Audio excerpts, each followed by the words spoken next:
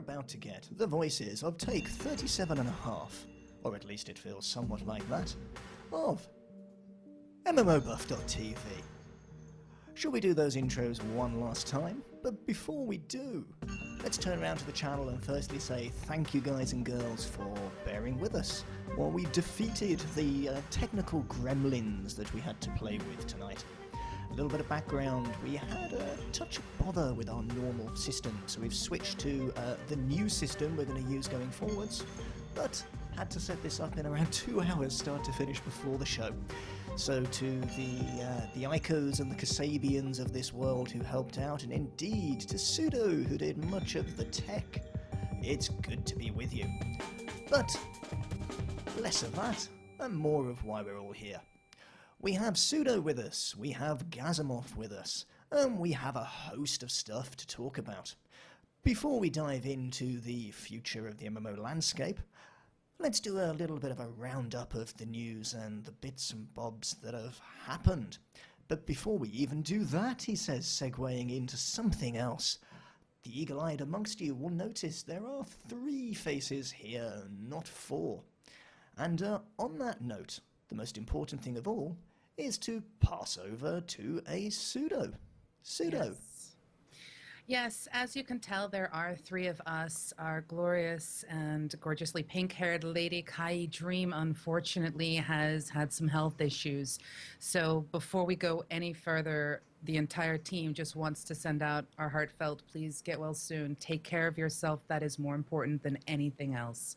You're in our thoughts. And with that said, let's pass over to Gazimov for a quick walk through the news and the headlines, some key things to take away that are happening in MMO land this week. Okay, so there's a couple of big bits and pieces that have happened. The first one is that World of Warcraft patch 5.4 arrives tomorrow. I know a lot of people are eagerly waiting to take the fight to Garrosh Hellscream, and really kind of trying to embed an axe in the skull just about there-ish, you know, because they've been itching to do that. There has been a load of stuff with Final Fantasy XIV. They've done a load of server improvements and login improvements over the past week or so to try and alleviate some of the problems that were happening. Those really got patched in kind of mid last week, and people are already saying that they're experiencing much better login queues. They're able to get into the game and actually play it. I'm wondering how much of that was to do with the whole Labor Day weekend, but people are enjoying the game, and that's the main thing.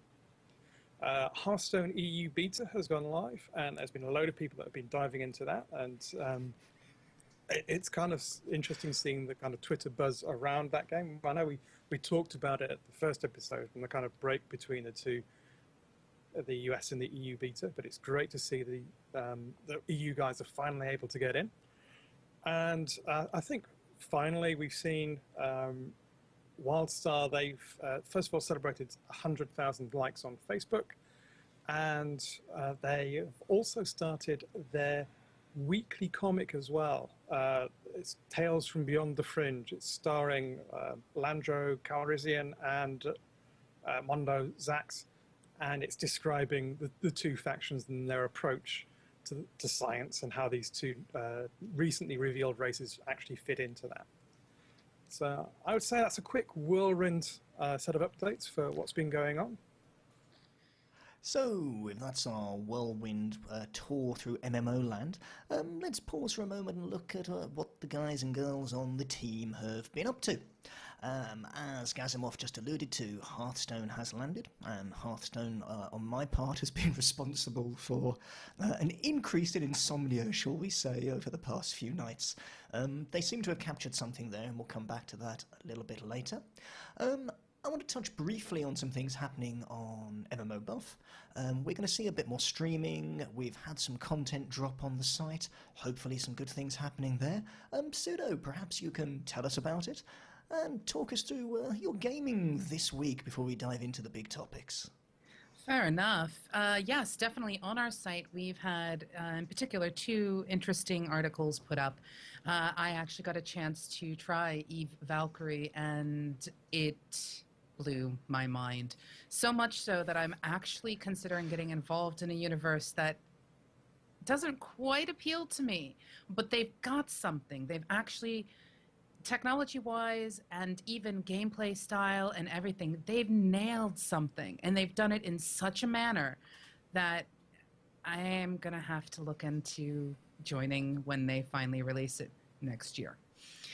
So that's mine. We know that, as you have alluded to, Ms. Pa, you yourself have gotten involved heavily into Hearthstone, into the Hearthstone beta, to the point where when I was trying to go to bed, I was too busy watching you play Hearthstone. So that kind of has contributed a little bit to my lack of sleep this past week.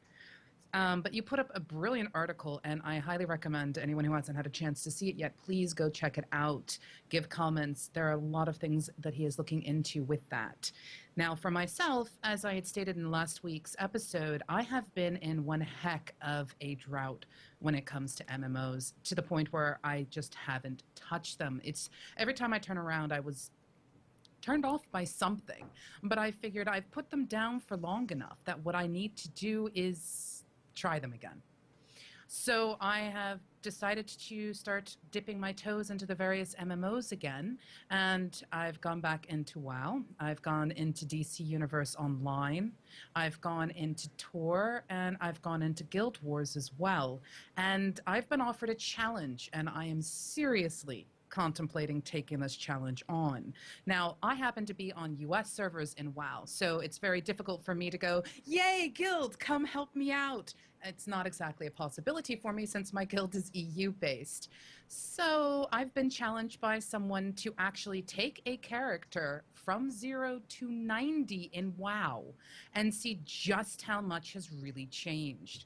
And I think I'm going to be streaming that glorious battle and discussing an awful lot about the changes from when I put it down to when I've picked it up, and talking an awful lot about what I like, what I don't like, and why, really analyzing deep down through my streams. And that information will be coming out soon. I just have to finish a few things before I go that route. But that's my streaming area.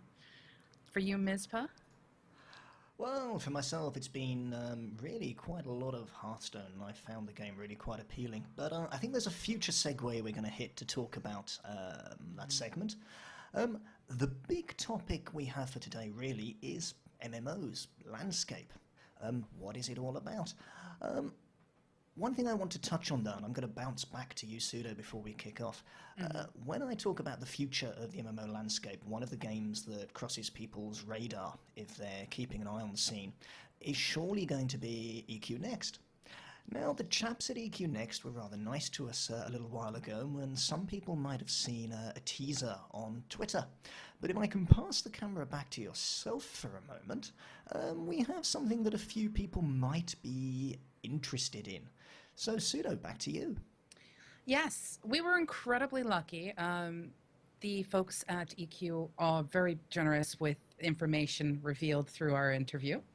But they were also incredibly generous in handing to us these. Now, it's going to be a little hard to get this in just right because I can't actually see how far it is, so you're going to have to correct me if I'm in the wrong positioning for this, Ms. But what we have are 4 cards, and yes, they all just say EQ Next on the front. Nothing that would make your heart pitter-patter. However, if you actually open them up, you can see a beautiful pop-out. Now, each one of these EQ Next cards is different. And when you get them all together, you can actually connect them. I think I actually pulled ones that matched. Put them up against each other, and you actually start to form a scene. Now, alone, these 4 together are incredible, but we were lucky enough to get, and it might be a little difficult to see with the lighting, but you might see a little gold on these cards right here. The gold happens to be signatures.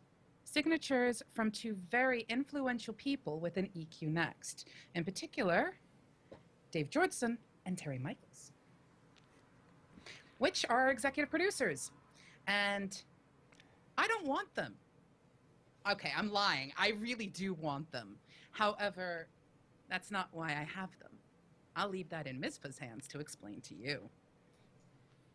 So, what are we going to do with these delightful cards? They're a little hard to get hold of. You can't just walk into your nearest convenience store and say, "Can I please have a rare pop-up card about a game that's not out yet, signed by one of the producers?" So we thought we'd find a way to allow people to get their hands on them. So it's quite simple, really. Anyone that can actually be watching the show now, or perhaps watching a repeat run a little later on YouTube, has the opportunity to get their hands on these cards. All you're going to need to do is send us an email to voice@MMOBuff.TV. In that email, you need to include the handle that you use on Twitch when viewing the show. And you need to pose us a question. It needs to be a question that you want answered at some point in the future on a show. Perhaps as simple as, can you interview this chap and find this out? Or can you discuss this particular topic? And we'd like you to put some thought into it. We're going to collect the Twitch names of everyone that sends in an email. And on our next show, next Monday, we're going to compare that list to the people in the channel. And a number of lucky winners are going to be somewhat delighted, because we're going to be firing them your way via some form of protected first-class post. However we need to manage the postage, well, we'll do that. We're not going to exclude anybody here. So put your thinking caps on. What would you like us to discuss in the future? What would you like to have asked? Who would you like to have us interview? The one stipulation is it must be a real question or a real thought. If you send us an email just saying, "I like cheese," we'd love to know that you like cheese, but it's not going to help you get your hands on one of those pop-up cards. So we'll mention that a little later at the show. We'll remind people. The email again is voice@MMOBuff.TV. Get your voice heard and get your hands on a rare bit of loot from Gamescom and EQ Next. So, Before you go any further, I'm actually going to cut in. ooh, Yes, I am cutting in because Gaz has not told us what he played this past week. And I have some people who are here in the channel who are incredibly interested in your life and what you've actually had a chance to play. So tell us, Gazzy, what have you done and played this week? Okay, so I have to be honest with you. I haven't been doing a huge amount of gaming because I've had my neck deep in interview transcription. I've done some 6 interviews in the past week. I've got another 6 to get out this week. So the actual time I get to play games is very small, tiny, squished. I've been playing a bit of Hearthstone. I find it an interesting game. I think that the mechanics are all there, but it needs a bit of tuning and balance. But I think the great thing about having an online TCG is that you're collecting all of the metrics from people playing the game as they go through. So hopefully Blizzard can use all of that information to actually fine-tune the game. I'm a bit concerned about arena matches. I think that that'll be a bit of an issue, but we'll come on to that in more detail shortly. I've also been playing heavily Guild Wars 2. It's still currently my MMO of choice, mainly because it doesn't require you to have a subscription, but it doesn't demand that you dip into the kind of item store, and there's a lot to do. I find that the cycle of updates that they currently produce really helps to keep me interested, although it can get a bit daunting at times in terms of the pace they're going at. I've been also playing a fair bit of single-player stuff as well. So I know I'm a bit late to the party with this one, but I've been going through Dishonored.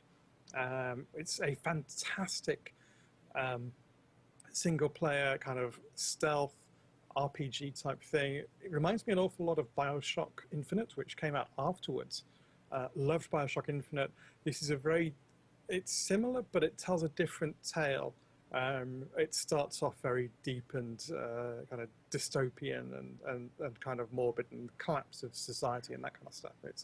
I would say if you see it in the Steam sale, from what I've played so far, I'm about halfway through, I would definitely pick it up. It's one of those games that I would really recommend to people. So yeah, that's been my week in gaming so far. I'm just going to tell you right now, I'm incredibly jealous. I have yet to play Dishonored, and I have also yet to play the other one. And I am waiting. I am patient. I will, but until then, no spoilers. So on that note, it's meat and potatoes time. The future of the MMO landscape. Whilst discussing this and talking to various people, someone posed a really interesting question that was so simple it had been overlooked. But it's probably the start point of this conversation.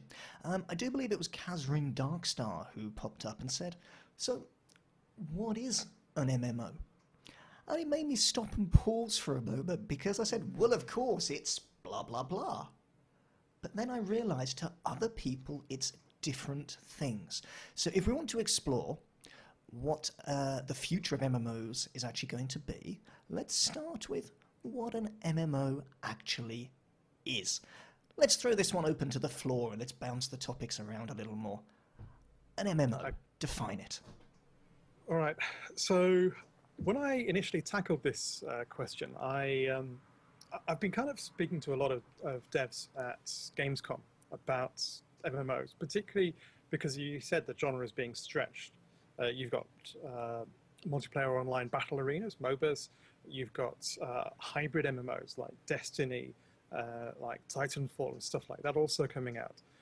And you've also got this kind of online RPG thing, which Elder Scrolls Online is trying to position itself as. I think that it's great that the genre is being pushed in all kinds of different directions. I think that you've got some people who want to go for the traditional MMO still, and Final Fantasy XIV is very, very much in that kind of approach. You've still got WoW going strong, patch 5.4, and we'll likely hear about the next expansion at BlizzCon. Although I do kind of wonder to myself, with the current state of WoW as it is this going to be the final expansion they release? And once they get up to level 100, will they call it quits and either flip to free-to-play? And I think the whole kind of issue that they've had with Titan has kind of slowed that one up, but that's going off on one. I think that overall, the whole kind of online gaming genre is going through a bit of a surge, and it's for a couple of reasons. The first one is that online gaming is great in terms of keeping people holding a disc, and that's something that console makers love.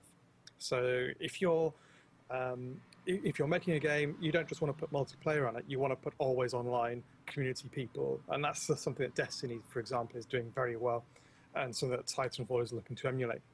It also means that if you've got a genre like Elder Scrolls, which has traditionally been an RPG, and that going whole hog MMO is going to alienate all of that existing fan base, flipping over to something like an online RPG, which is again a little bit hybrid, it's not following all of the tropes and cliches that we kind of know and love, then it also works for them. What I think will eventually happen is you'll get kind of core section MMOs. You'll have the MOBA market as it is currently off to one side, and you'll have a kind of hybrid market which forms, containing things like Destiny, Titanfall, Elder Scrolls, and other titles that will crop up that are mainly there to work multi-platform and to keep people from trading in the discs and what have you. So that's my take on it. I think it's good for the genre. I think it pulls more people into online gaming, much like WoW did and pulled many more people into MMOs. And I think that once people get used to the whole idea of always online, either free to play or with the subscription model, it'll be really good. So that's my take on it. So, always online sounds a little like a line we heard about a console not so long ago. I'm very concerned people saying, I have chat, I have a community, therefore I'm an MMO. To me, nothing could be further from the truth. So really, where does that line need to be drawn to say this is really an MMO and this is just a game with chat and community? Pseudo. Well, the very first thing that comes to my mind, particularly in relation to what you were saying, Gazzy, is, that holding on to the disc thing is a big thing for marketers. However, we've seen in games that have that kind of always online attitude with discs still have issues with DRM. like all of a sudden they can't connect to the server, so therefore they can't play with somebody else. There's different types of servers for MMOs. You've got the one that's persistent, and then you have the ones that are self-made, like say Mass Effect 3 or something like that, where you can still get together with a group of people, chat, talk, and kill mobs together. But to go back to your question, Ms., when you start having things like a chat, that's great because that actually involves community. However, Facebook does that too. You can play Farmville and have a chat with somebody. So, does that mean that Facebook has MMOs on it? I don't believe so. In my opinion, a big part of what makes an MMO an MMO, regardless of whether you're a lore fan or not, is the universe in which it's based. If you have the point being where a group of people need to get together to collectively take down, even if you do it repeatedly, because that's what you do in raids, the final quote-unquote end boss of a game, like say the Lich King from the Wrath of the Lich King era, or before you actually ended up losing everything in BWL, etc. I mean, you had those final bosses, and that was what the entire community was working toward. That to me makes an MMO an MMO. The moment you take out that collective whole, everybody in the same thing going after the same objective, you've modified yourself into some kind of other hybrid. Either you're a single player game that allows people to group together occasionally and kill something, great, but you're not focusing together on the storyline. You're not focusing on the world or the universe. So in that respect, I think, yes, you can have chat and Facebook. Those are not MMOs to me. The MMOs are the ones that have a story, whether you follow the lore or not, and you're all going towards that end goal, that end pinnacle. And that, to me, is what actually defines the MMO. I think that I'll just to bounce off that. I think that the whole idea of a virtual world is very important to the MMO experience. However, when you've got things like Destiny, for example, you still have an RPG element where you start off as your kind of bog standard character, and you go up to the end, and you can. But most of the experience, much like Journey, where you might kind of dip in and out of multiplayer experiences. But those experiences aren't like joining a particular lobby to have multiplayer.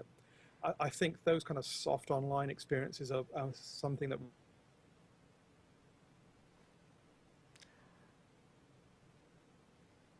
as well, that what we'll see is that they will become a very definitive experience. Journey won accolades for the ground it broke. And I think that a lot of people are seizing on that as a nice, elegant way of doing it. I think you're quite right in terms of things like Farmville and Bejeweled and all that kind of malarkey. That's not a world. It's a kind of small piece of dirt that you've got somewhere. So I think we will see. I think we will see that kind of hybrid element where you drift between single and multiplayer, but it's a very soft experience. Where you might be playing single player, you might drift into online, and you might drift back to single player.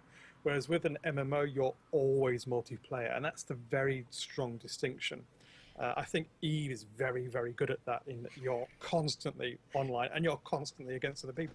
But even things like WoW, WildStar, and all the traditional MMOs, you're constantly multiplayer. You can't get away from that into a single player experience. Well, what about what they're doing with Star Citizen? I mean, the things they've discussed about with Star Citizen coming out is, hey, you're going to have the ability to do your own thing, but then, hey, you want to be with other people? Boom, you click a button. Mm-hmm. So in that respect, would that actually be deemed a multiplayer experience, or is that the hybrid type that you're talking about? Or the soft online even? I would put things like that in hybrid. I would, particularly with Star Citizen, it's not a game I've dug a lot into. Mainly because I think it tends to overlap slightly between Eve and between things like Wing Commander and stuff like that, more so than X-Wing and stuff like that. I think that it's going to be an interesting way in terms of how it shakes out, but I don't think that it's going to be in terms of.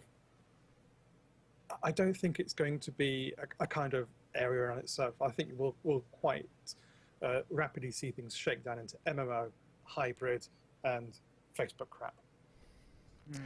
So let me pick up on a topic we've skirted around the edges of here. Oh, well, you're certainly going to get my answer as well. The thing we've skirted around the edges of here is playstyle. And we're really now seeing the interface of, does someone's personal playstyle and choices impact on whether or not the game they're playing is an MMO? I certainly agree that my personal playstyle, raiding, large groups, things that take a community effort to achieve, I would put in the MMO bracket. Let's nail my colours to the mast. I cannot see a MOBA being an MMO. I love TCGs.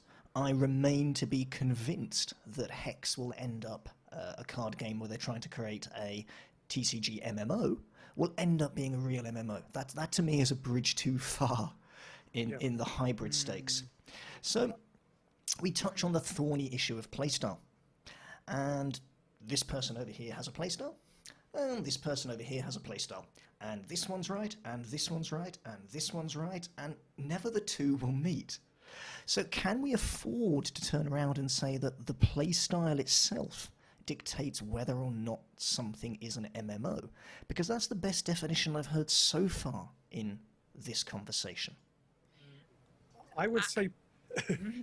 This is one of those things where, when it comes to individual play styles, this is one of the things from WildStar, actually, when they started talking about having a solo end game, my brain just kind of twitched. And then hearing Jeremy Gaffney talk about the huge percentage of Western players that are so solo play oriented, that to my mind, what you're looking at is the developers are like, well, hey, if you're going to be so solo-oriented, why should we make 40-man raids? Why should we care about that? Why not just make everything more PvP-oriented like Guild Wars 2, where it's world v world and everyone goes after each other? Because the endgame content, as we discussed last show, is created by the players. They don't have to build the bosses and try to fix everything like that. But then, there are so many people out there who do a solo game. I mean, going back into WoW, like I've just done, I've tapped into the Pokemon version of the game, which is the pet battles. And to me, at first, I was like, oh, that's cool, because I was a petaholic. I really liked collecting the side little mini quests. However, it was incredibly solo. When I went to go battle somebody else, I had no clue who I was battling because their name never showed up. I didn't have the chance to say, hi, how are you doing? Have you found the best pet for you yet? I was not able to do anything. To me, they completely drew a line in the sand and said, this is solo play. End of story. So that, to me, I'm thinking is partially an answer to what Jeremy Gaffney was saying, where we've got, 60 to 70% of players in the Western world are solo-oriented. And as such, developers are going to develop for that. I mean, yay, we've got solo endgame and WildStar. Well, I think that just to come off the back of that, I think that you've got two different things. I think that where you've got a game like Hearthstone, like League of Legends, like Dota 2, stuff like that, where you've got a lobby, you go in, you prepare your match, you play your match, and then you drop back out again. That's very much a kind of battle arena of one form or another. And I would even be tempted to class Hearthstone and other online TCGs like Hex and so on in that kind of battle arena scenario, because you're playing against another player, but you've got the whole kind of lobby, prep, play a match, and then drop out again. Which all makes them quite easy to develop because it's quite a small nugget of gameplay, and it makes them quite tempting to have as esports because you got quite that watchable nugget of gameplay. I mean, just look at the number of Hearthstone streams that are kicked off. In terms of MMO, and it doesn't matter if you've got an MMO RPG, an MMO racing game, and yes, Need for Speed Online is an MMO racing game, and I would fully agree with that. An MMO shooter, you could quite conceivably have. I mean, what was it? Defiance had a go at that, and I would be sympathetic to anyone who actually played it, but there we go. I think that the kind of main crux for me in terms of single player versus multiplayer content, yes, people play MMOs as a single player game with a chat box. And the reason they do it is because they are good RPG experiences that evolve and continue. If you look at Skyrim, which is the kind of the seminal RPG that's been released, the reason people kept on playing was because other people kept on patching it, adding new content, stuff like that, which is great in terms of user-generated stuff. It's something that EverQuest 2 has tapped into with the kind of Play Studio and stuff like that. You cannot have a RPG that is static and just releases and then that's it and people drift off. So a lot of people latch into the whole MMO thing for the continual living world RPG experience, and who's to knock them for doing that?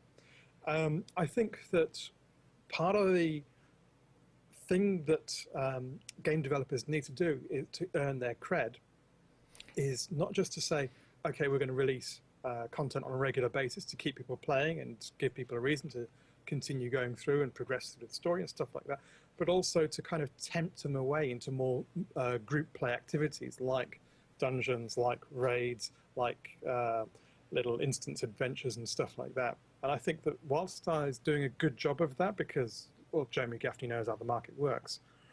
But I think that that's part of the role of the next stage in terms of MMO development, not catering to the lowest common denominator, but saying, this is what you guys are doing at the moment. That's, as well as building content that caters for you now, we want you to evolve and develop as gamers as well. So, let me just steal the mic for a moment, Sudo, before we pass it back around. Let's agree a quick frame of reference so we can say, well, for us, this is an MMO, and then we know what we're building on to take the conversation forward. I would have to turn around and say then, from what we've said so far, the playstyle doesn't particularly matter. The group component, the need to be social to achieve things on a wider scale than just simply your own inherent experience is key. The persistence of the world is clearly key, but I'm going to throw in there that there should be an evolution and a development and an ongoing saga within the world. Whether you're a lore buff or not, playing WoW, when the Dark Portal opens and the world changes, when Anchorage can be accessed, it's a different place. So things should have a lasting and permanent impact in the game world. So we have persistence, we have group, we have shared dynamic, we have shared experience, and we have an evolving experience. Does that touch on a benchmark to say, playstyle aside, these are the hallmarks of an MMO? Yeah, I would agree with that. I mean, in fact, Gray 2013 in chat made an excellent point that MMOs typically need to make sure that your characters don't end, or character story doesn't end. I would agree with that, but expand it a bit further. It doesn't matter if your character's story is either an in-character lore journey, so, oh, we went and we did this, and we killed Garrosh Hellscream, and we ended his reign of tyranny, and stuff like that. Or if it's a case of, yeah, me and my mates, we went off and we did this whole Anchorage thing, and at the end of it, he got this huge red bug mount, and then we went off and we did this raid in Icecrown, and it was really cool and stuff like that. Whether your journey is a series of in-character events that continue that particular story, or whether it's a series of kind of, I wouldn't say, well, out-of-character things that occur that you've played and experienced and stuff like that, that are also different and change, I think both of those concepts are valid, whether you're the lore buff or whether you're the whether you crave new and fresh experiences. And this is part of the problem that WoW is facing at the moment, is that it's difficult to get those new and fresh and interesting experiences. And this goes back to a book called The Theory of Fun, which says that part of the thing we find fun and interesting, entertaining, is where we're having those new, interesting, fresh experiences that force us to learn new mechanisms, new mechanics, and adapt to be able to defeat those challenges. And I think WoW is really struggling now as a traditional game to present those fresh challenges to us. I agree with that, though. I think it's worth just me asking because, I'm new to the EVE world. What is there within EVE that keeps the persistence going for the characters? Help me understand that one. Okay, so in terms of EVE, it's really quite simple. In terms of the path that you choose and the career that you set yourself, it's completely up to you in terms of how you decide to shape yourself, whether you decide to go heavily into industrial, so you want to go into mining, production, building ships and stuff like that, and have that as your kind of thing. or whether you want to go into combat in terms of going either into piracy and attacking other cargo ships, or whether you want to go in as a militia and fight for the side of a particular faction, stuff like that. So that's the kind of first part. The other thing is that progression in EVE is very, very slow. There's no levels, but skills take days or weeks or months to learn. And there's a huge tree of them with interdependencies that come in. So you might start off, and on day one, you might be poodling around in a tiny little frigate, but it's very fast and it's very agile. So you can run rings around people in their great big battleships. And if you know how to set them up, you can actually punch holes through them. It's really good fun. But you might have your sights set one day in flying these huge Titan ships, which are monstrous megaliths. But once you climb into one, you can't actually disembark. It's too big to fit into a station. Right. So that's the kind of thing. You might have a really far off goal, or you might say, okay, we want to capture a bit of space and make it our own. That's another goal. It's not a case of saying, okay, I want to hit level cap, I want to get this piece of fat loot.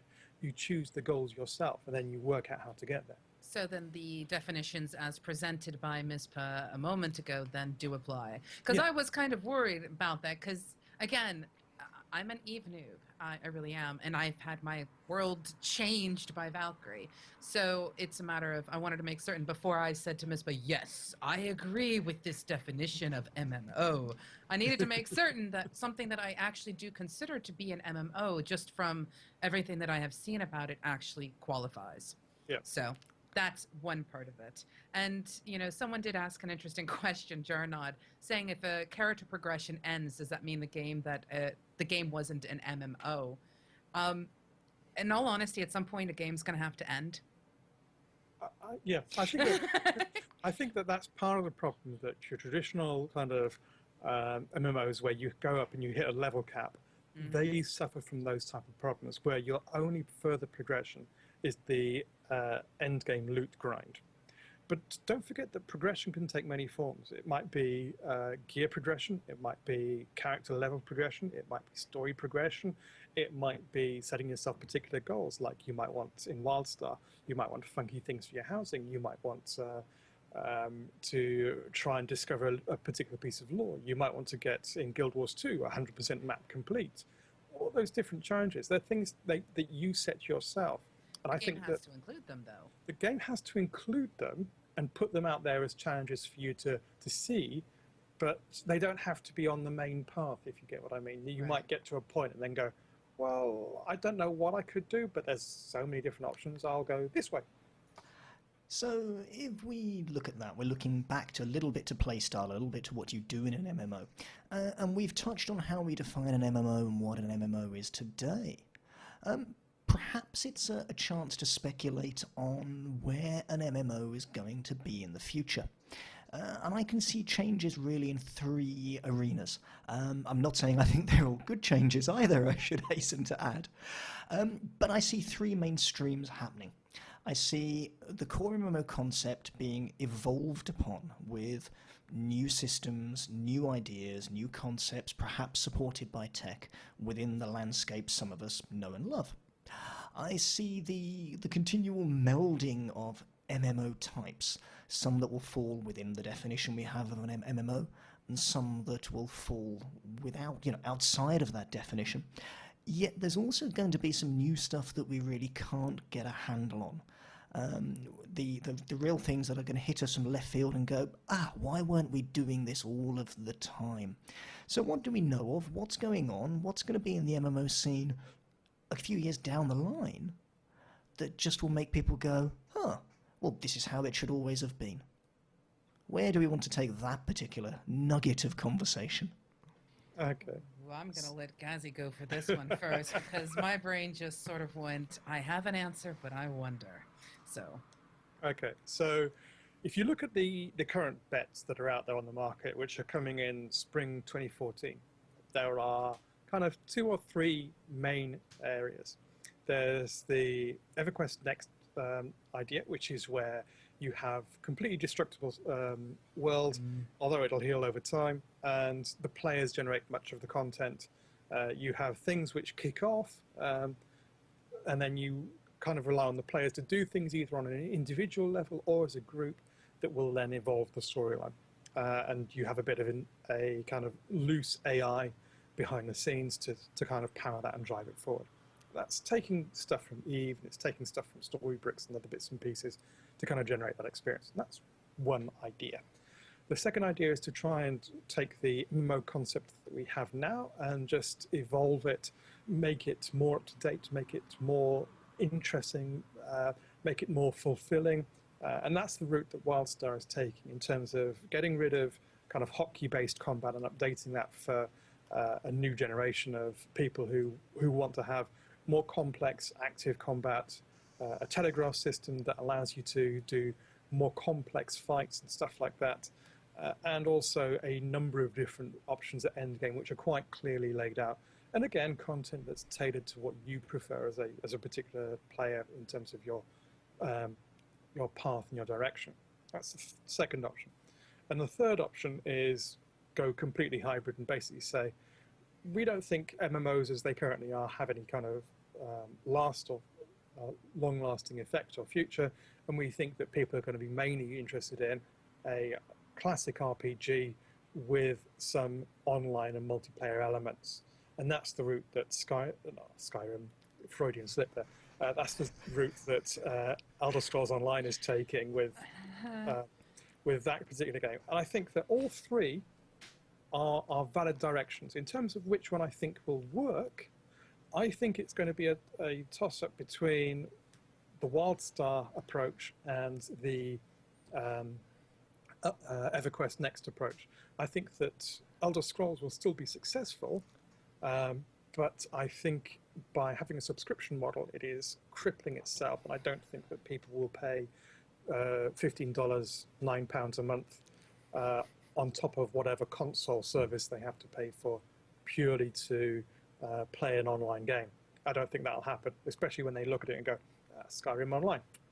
I think that EverQuest Next I have a lot of kudos for in terms of the tech that they're trying to push and they're developing.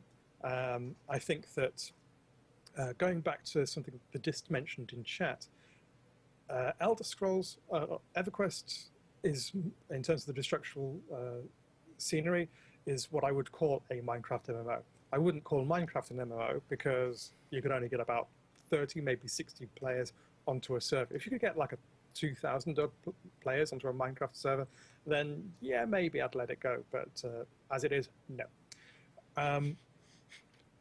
So there's that option. But I don't think that EverQuest Next and EverQuest Next Landmark can deliver those heroic, epic storylines. I think they'll develop a lot of storylines which feel very personal to the player, but I don't think they'll be epic or grand or overreaching or stuff like that. And they have a lot to prove to me on that part.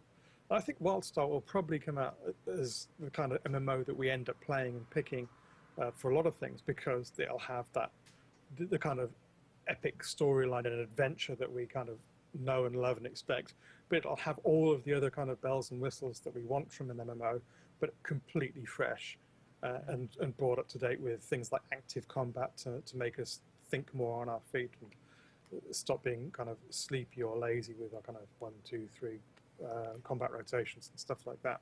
So that's my pick, and I think that the hybrid MMO market will be successful, but in a very niche console-focused format.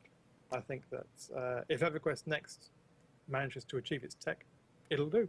It'll do well. But I think that the old Warcraft model is dying, personally. That's a strong statement. Pseudo, MMOs, where are they going? What will linger from today, and what's going to be new on the horizon? Well, see, I kind of agree with some of what you're saying, and I can definitely see where you're coming from, Ghazi. However, I think that one areas that MMOs are going to come from that we don't quite always pay enough attention to is the independent market, the non-AAA titles. I think that there is a strong possibility that we're going to start seeing in the future a lot of MMOs that will be coming out where the goal is to not have you know, more than we'll say 50, 60,000 players, but that still makes it an MMO if they bring the content. It's more the independent developers catering to specific niches or story niches or things like that. I mean, we are getting to a day and age where we're getting the old generation of MMO players who have been around the block for a very long time. We have seen things go from pressing R to turn right in a mud to this day and age where if I click this, I expect to find myself teleported to a particular place and then get together with a group of people and see bodies go colliding using ragdoll effects. I mean, that kind of transition in technology has been amazing. But what we haven't seen quite a lot of is the transition in the storytelling that comes with it. Or I mean, we've seen play styles being catered to, but we've got an entire new generation coming in. We've got another generation that's kind of, we got burned out, we're coming back in. And then there's others who have just hung in there and gritted their teeth and waited for the good stuff to come. But I think that what's going to happen is people are going to find their niches. People are going to be more interested in a fantasy story versus a space story, more interested in real-time combat where you have that hit that hits your target and your target flies away going bleh. Then there's going to be others who don't care, who just want to hit that one button and get that spell rotation going, and they're more interested in seeing the big numbers than anything else. Playstyle, I think, is going to impact the type of MMOs we have coming out. I mean, that's what it comes down to, at least in my opinion. Okay, so in response to that, two things. First of all, in the indie scene, there's two big problems. First of all, MMOs are pretty damned expensive to make. Which is why I mentioned a small number of maximum people on the server. Now, but crowdsourcing can do it. I mean, we've seen some big numbers in that. Crowdsourcing can do it, but if you compare the developmental budget for SWTOR, which is rumored to be in around about the £150 million mark, give or take, compared to the top-end crowdsourcing, which I think was Double Fine's Broken Age, which topped out, I think, about 4 or 5 million, and Robert Space Industries has managed to make 11, 12 million. No, I beg your pardon, about $17 million now. 18 $18 million. I believe they're up to 18. I was looking up today. But even so, that's kind of like an order of magnitude difference in terms of that development time, and they'll blitz through that money fairly quickly. The other thing is that independent studios are kind of fairly small, whereas to make a big kind of full-scale MMO, you're looking at about 200 to 300 people developing on it for a number of years. The interesting thing was that things like Hero Engine and Trion's Red Door program and Unity and all those kind of bits of middleware were trying to get rid of a lot of the engine development load, so people could just go in, put an MMO together, and fill a niche. And I think it's a big shame that that hasn't happened. The only big MMO that we've seen that was created with Hero Engine was SWTOR, and nothing else. Well, they remodified it as well. Right, this is true, but SWTOR did huge modifications to Hero Engine, and I chatted to a couple of the SWTOR devs about a year ago now about why they chose it, and they said, well, it was kind of pros and cons really, but they wanted to get the game developed, and it kind of fitted to what they were trying to do. I think that I think that getting indie MMOs is something that we can all say we would like to see, but until the whole kind of middleware is much more mature, I don't think it'll happen. I really don't. I think that... No, go ahead. I was going to say, I completely see that as a possibility, but I also look at it from Moore's Law. I mean, technology does its thing, and we've got incredibly brilliant minds coming out in these new generations of programmers and developers, and we're seeing them learn from the mistakes made by the generations before then, turning about, going and saying, hey, you know, scrums are going to work better for this kind of development cycle, or we want to use this, and they're not using the traditional stuff, but we're talking the future here. Yeah. Anything is possible, and I do believe that in the end we will see indies doing something, and it wouldn't surprise me if an independent developer decided, you know what, here's the deal, I've got the engine, we've got the team, we know how to build stuff, but what we're actually going to do is, instead of letting you play with the voxels, we're going to let you build everything, and we're going to make it easier for you. You guys really like designing art. You guys go forth, design the textures, and this is how you do it. You guys really like story writing. You know what? You guys go write the quest logs. Off you go, and you can get involved in it, and you can have your name on it, and it could be almost like a giant open source Linux version of Gloriness in an independent manner. It's possible, but again, futuristic. I'm not expecting it to come around within the decade. So let's touch on that one then briefly, because really where that takes us to is different design models. That almost gives us a segue back into Hearthstone. We'll take our small bunch of devs, we'll stick them in a room for a small amount of time and a small amount of resources compared to Blizzard's normal way of doing things, and we'll come out with a product at the other end of it. Do we think we're going to see enough of a paradigm shift, as you're suggesting, Pseudo, to rewrite the rules on what it actually takes to create and roll out a game? And more to the point, if we do that, if we crowdsource and we open source creative control and ideas and concepts and art, is it going to be cohesive and any good at the other end of that journey? Okay, I think there are two things on that one. I'll tackle the second part of your question first. In terms of getting something that's cohesive and good and stuff like that, EverQuest Next is going to really have to tackle that problem. I don't think it's going to be easy for them. They've already said with EverQuest Next Landmark, which is the go off and build whatever you like thing, that's not going to be part of the main game, but people will be able to create models and they'll hold regular competitions to try and get stuff that they can then import into the main game.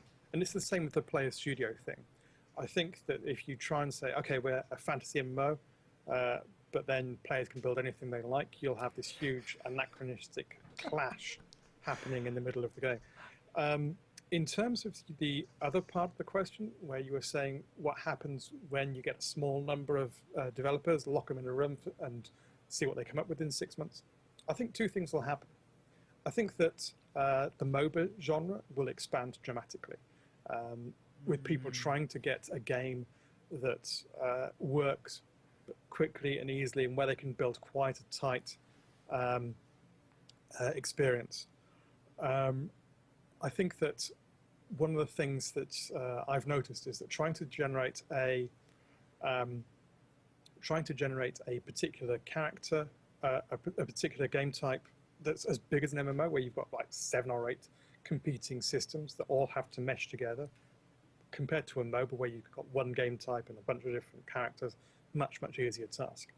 I think the other thing, though, is that you're going to end up, and this is something that cropped up in an interview that's gone live today, actually, with the Guild Wars 2 devs, where they've started releasing content every 2 weeks. And part of that was shifting away from being a company that was very focused on getting feedback fed through their community teams to work out what kind of content was resonating with players, to something that's very much more analytics driven. So rather than looking at what the forums are saying, they're actually looking at what the data is telling them in terms of what content people are playing, how heavily it's being played, what the take-up and abandonment rates are, all those kind of bits and pieces, and what's really pulling players, not necessarily players that are keeping playing, but pulling old players back and bringing new players in as well. And they've only been running it for a couple of months, so they're still poring over the data, but the hope is that by doing this, it'll actually lead up to them growing their fan base and growing their player base.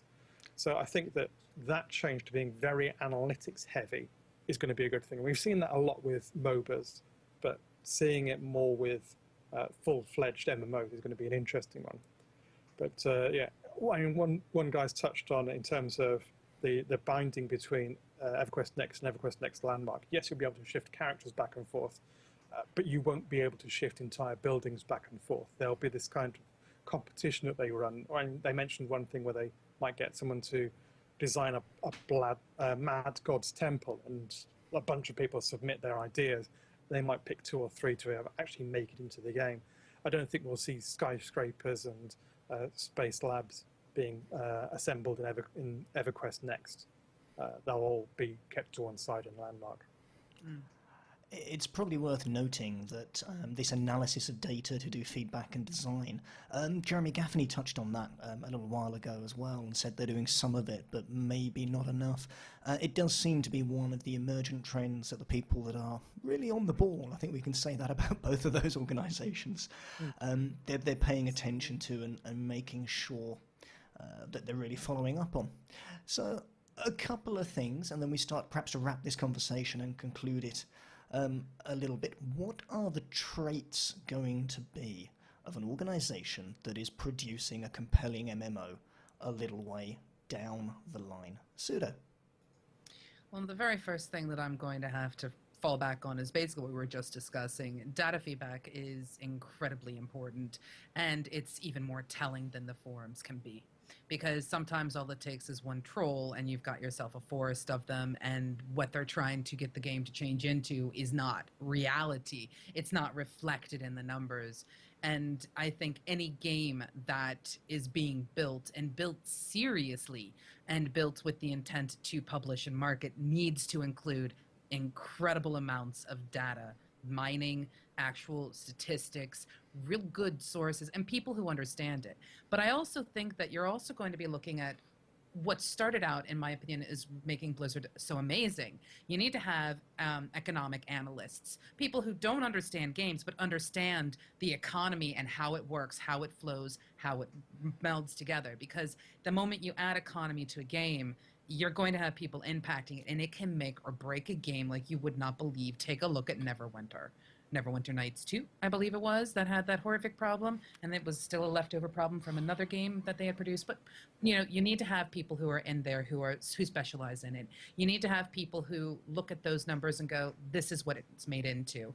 You need to have people who have good storytelling elements if you want to appeal to a lore crowd. You need to have teams that are able to work quickly and follow a plan and be willing to try silly ideas. Some of the things that we've heard about WildStar have come up as, when they were discussing it, they're like, yeah, this was just a random idea someone threw in, and holy crap, look what happened here. It's amazing. And that kind of stuff, I think, is important. You need to be willing to just go, maybe we should have the bombs not explode, but turn into cupcakes. What happens? You know, you need to have people who are able to think outside the box, but then implement it. And I think you need to have people who are organized and structured. I mean, it's kind of weird. In order to have a heck of a lot of creativity, and I know a lot of creative people, I am not one of them. Okay, kind of, but I'm really not that creative. It's the friends I have around me who are, and they will tell you, I am perfectly fine building you anything. I can draw you anything. I can write you a song about anything. I can do anything if you give me a box to work in. I need to have some kind of framework so that I know what I am building. Because if you don't give me that framework, I'm going to sit there going, I don't know. So it's interesting to me that when you build a team to build a game, you're going to have the people who are creative and loony and who want to have bombs actually turn into cupcakes. And then you're going to have the people who go, well, that's great, but I need you to fit it into this box. Oh, okay, no problem. And then all of a sudden beauty emerges. So you got to have your structure, you got to have your organization, you got to have teams and people who are knowledgeable in areas that are going to impact the game, be it economy or even space or science or whatever, because it adds that element of realism to something. And then you need to have the people who can bring it all together and crack the whip, so to speak. Gazimov, same thing. What are the traits going to be of an organization that can produce a compelling content and a compelling MMO? Okay, so I think you're going to be looking at a number of things. These are things that Pseudo has already touched on. So I think that you need a solid, strong community team that is open, communicates well with the player base, and provides feedback that's of meaningful value to the development team. I think that you'll need a strong analytics team to look at what players are playing, what content they like, what the performance of the various different classes is like, be able to run the numbers on a variety of different questions from do they like this particular dungeon more than the others, or do they like this particular raid boss, and how the classes are faring against those. I think that you'll also need a very strong creative team that can come up with fresh ideas on a regular basis. One of the issues that we've seen with World of Warcraft is they're very, very long patch cycles. Now, I know that this is something that they're looking to address with the future expansions and that really tighten that release schedule. But I think that although they have great ideas and they can tell big stories, I think that their release rate is pretty terrible. So I think that you need to have people who can produce fresh ideas regularly and get them out there very quickly. And how you structure and design a team to do that there's a number of different ways you can do it. Ultimately, though, I think you need a studio that's kind of confident in itself and confident in the vision of the game that it's producing, so that it can run with what it has, say, this is the direction we're heading, this is the kind of game we want to make. And they'll take feedback from fans where appropriate, but they won't get distracted or veered off-road and end up producing something completely different. And I think that that's a very, very important focus to make. One of the things I was talking with is there's a Lego minifigures MMO which is coming out, and I was chatting to the guys about that, and he said, we've only done minifigures. We've done that quite deliberately. We could have had full building there so you could do the whole Lego building experience, but that would have gone on completely away from what we wanted to do with the game. So we instead stayed very focused on what we could do, what we could achieve, and what we could deliver, and make that experience very solid. And there's a lot to be said for that, for paying attention to the vision. Not ignoring your fans, but saying, no, this is the kind of game we want to make, and this is what we want to do to get there. So I think all of those things combined will be part of what makes a solid gaming studio going forward. But I think that although you've got developers which are already strong and creative, you need to get the analytics, you need to get the structuring, you need to get the really strong open community management there, and you need to be able to kind of build that fan base from a very early stage. I think that also the kind of day of franchises are numbered. I think that people will buy into a game and then stick with that game for a number of years, and EVE, hitting its 10-year anniversary, has quite aptly demonstrated it. They've said there'll be no EVE 2.0, they'll just keep on developing and iterating on the same basic game. What about you, Miz? Well, it's a tough one to me. There's lots of tech, there's lots of ideas, there's lots of vision that people can try and implement, but there's a real truth that sometimes gets missed. For me, people in a studio to produce a compelling game, well, they need to be passionate gamers. If you're not actually producing a game that you want to play, go home, stop, close the doors, turn off the lights, stop throwing your money away. And a couple of people are doing that right. If you're not producing a compelling game you want to play, why would someone else actually want to play it? And I guess that's what we hope the future holds. We hope that it holds games that we as players want to play. Gamers are clever creatures. Some of us have evolved as the genre has aged.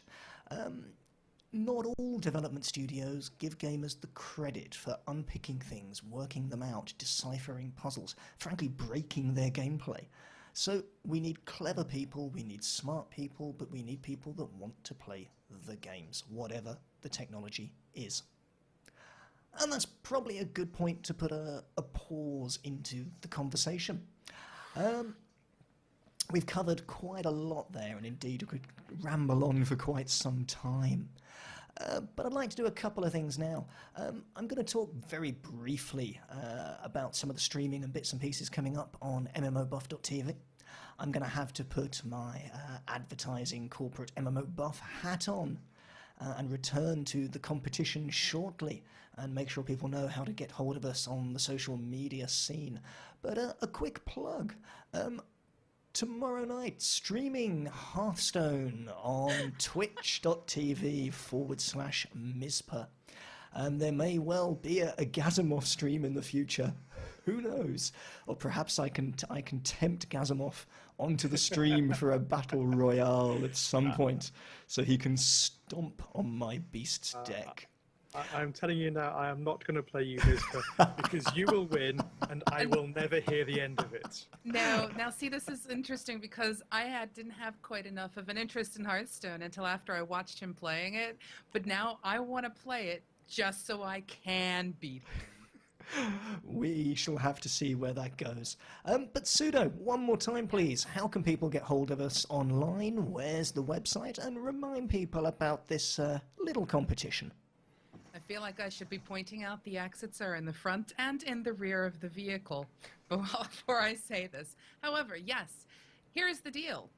We have these lovely 4 different pop-up cards, all signed by 2 very glorious individuals, the executive producers of EQ Next.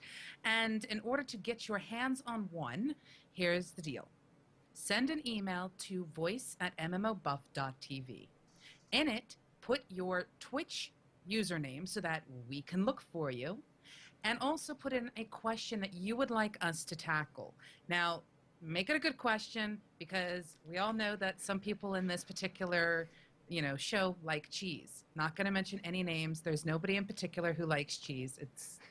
We just have people who do. But anyway, we actually want questions that you want us to delve into.